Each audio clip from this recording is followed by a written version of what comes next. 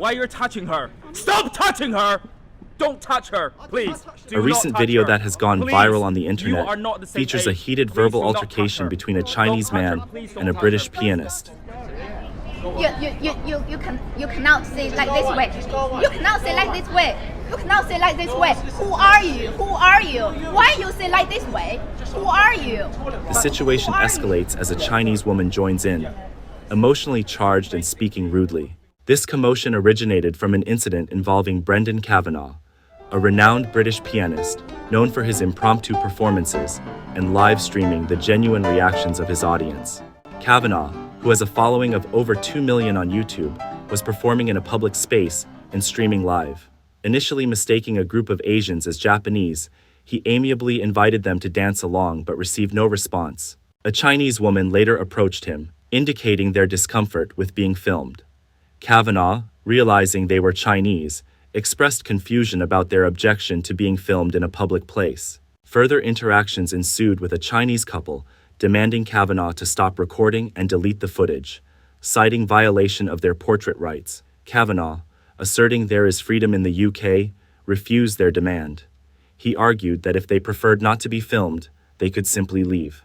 Noticing the common elements of red attire and small red flags among these Chinese individuals, Kavanagh curiously inquired if their demands were linked to the Chinese Communist Party. This query provoked an angry response from the Chinese man, leading to the awkward scene at the beginning of the video.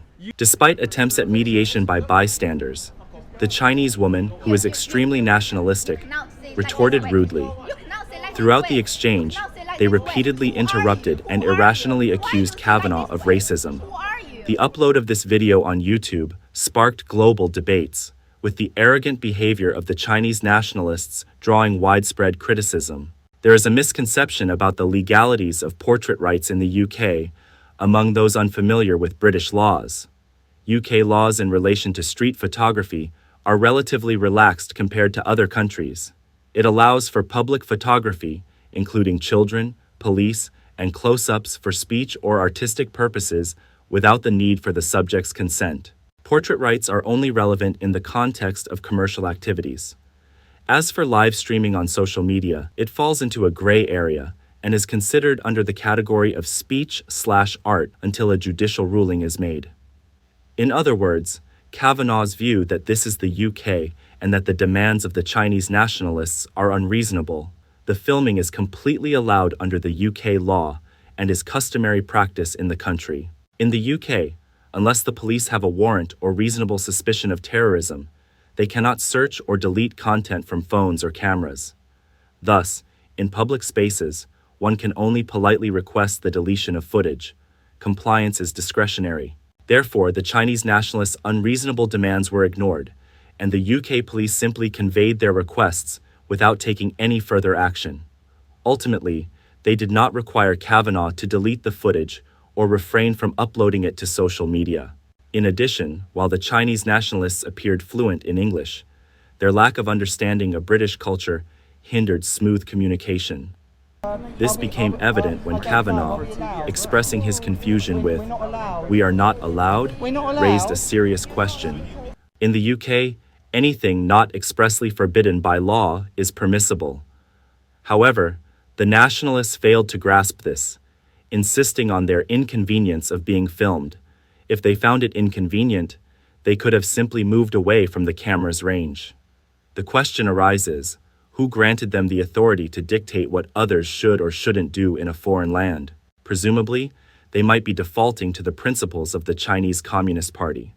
Moreover, the female nationalist claiming British nationality displayed a lack of logic, as being a UK citizen, and in the UK, she should adhere to UK laws, not those of China. Additionally, a male nationalist's comment about "that's just the relationship between you and us" left Kavanagh bewildered, wondering, what relationship? Kavanagh thought he meant relationship on a personal level. Overall, the cultural divide and differing mindsets led to a full communication breakdown. The nationalists' lack of knowledge and arrogance prevented them from adopting a more humble approach and considering the issue from the perspective of another culture, escalating the situation further. Chinese netizens have revealed that the individuals who unreasonably demanded Kavanagh to delete his video and adhere to Chinese law on UK soil, are not ordinary patriots, but are part of the Chinese Communist Party's external propaganda organizations. The woman wearing a hat is known to frequently host various events at the Chinese embassy in the UK. The man who loudly berated the pianist is recognized for hosting a program called UKC's Asian Games, led by the Chinese embassy. On the day of the conflict, they were likely engaging in a significant propaganda activity, as indicated by their red attire and small red flags, possibly preparing for a video related to the Chinese New Year. This suggests that these Chinese nationalists have official backing from China, emboldening them to make such brazen demands. And I'm not going to mention any names. The subsequent developments of the incident seem to confirm this. Kavanagh disclosed that he later received an email from Chinese officials, which he read out. The email contained implicit threats, intending to pressure him into deleting the footage of these individuals. The more the Chinese nationalists tried to maintain an air of mystery, the more their efforts backfired. Keen netizens uncovered details about one of the female nationalists in the video, revealing her profession, history in the UK, and even a British boyfriend. This appears to be a case of offshore patriotism, where on one hand, they enjoy the education and affluent lifestyle of Western civilization, while on the other hand, they stand with China in the face of Western criticism. This phenomenon is not uncommon in China. From high-ranking CCP officials to the privileged class and numerous domestic social media bloggers, many exhibit a dichotomy between their public and private personas, treating patriotism and party loyalty as a business. There's a widely known, ironically intended saying in China, criticizing America is work, living in America is life.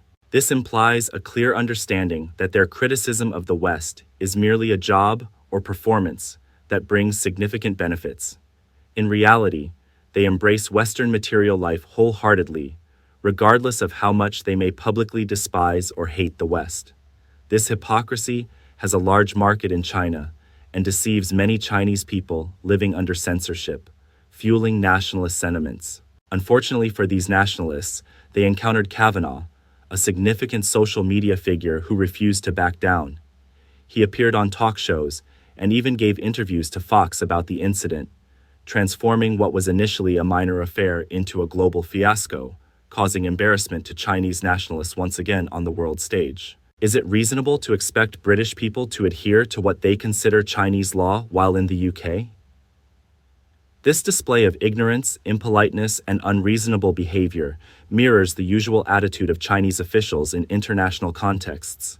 The aggressive and belligerent rhetoric of China's Ministry of Foreign Affairs, known as wolf warrior diplomacy, is well recognized globally. The ministry, acting more like a defense ministry, has been noted for exhibiting an overly assertive demeanor in global press conferences. This approach often results in double standards and illogical arguments, coupled with a deviation from customary diplomatic decorum. China Central Television's news broadcasts often resemble a street quarrel, characterized by ignorance and vulgarity. Such official propaganda has cultivated a sense of supreme self-importance among the Chinese nationalists, or otherwise known as little pinks. Another issue with Chinese nationalists is their fragility and hypersensitivity. Their extreme self-esteem is actually a cover for deep-seated inferiority. When Kavanagh simply gestured towards a small red flag, it triggered an overreaction. The video shows Kavanagh taken aback by the sudden fury of a Chinese man, accusing him of intending to touch his female compatriot, and refusing to let Kavanagh explain that he had no such intention. Even Kavanagh's initial invitation for the Chinese women to join in and dance, a common gesture in Western culture, was misconstrued by the Chinese nationalists as harassment. It seems illogical that a Chinese nationalist, living in the UK for a long time, would be unaware of this cultural norm. Chinese nationalists are quick to perceive anything as insults to China. For example, using a model with slanted eyes in an Apple ad, or a comment made by a D&G designer on social media, are seen as insults, leading to demands for apologies and boycotts of companies like the NBA, South Korea's Lotte, France's Carrefour, and in some instances, various Japanese goods. This is indicative of the Chinese Communist Party's typical authoritarian stance, suppressing dissent at home and reacting aggressively to perceived insults abroad. Therefore, in the video, when Brendan Kavanagh instinctively reached out towards the small red flag, according to the standards of the Chinese nationalists, this was already considered an insult to China. They felt compelled to protect the red flag, thus resorting to a display of anger incomprehensible to a non-Chinese. If the Chinese nationalists in the incident had remained polite and patient in their request to Kavanagh, the outcome might have been different. Initially, their approach was acceptable, but having grown up under the CCP's influence, their arrogance quickly surfaced, demanding actions as per their wishes, which only escalated the situation. The CCP often accuses the West of lifting a rock only to drop it on their own feet, a phrase ironically applicable to the CCP's own actions. In this case, the nationalists' intent to have the video deleted backfired, making the video even more spectacular and exposing their behavior to the world. As the situation develops, it is increasingly viewed by the West as symbolic of a British citizen's stand against communist authoritarian rule. It remains to be seen whether the CCP will respond with a series of boycotts or protests, potentially escalating it to a diplomatic issue. It's evident that living abroad requires respecting others, following common rules, and understanding different cultures, laws, and customs. Without this, anyone with a mindset stuck in the CCP's jungle law and zero-sum game will stay alienated from the civilized world, no matter how long they live abroad. This holds true whether it's for an individual, a country, or a nationality that fails to understand the importance of cooperation, negotiation, and compromise.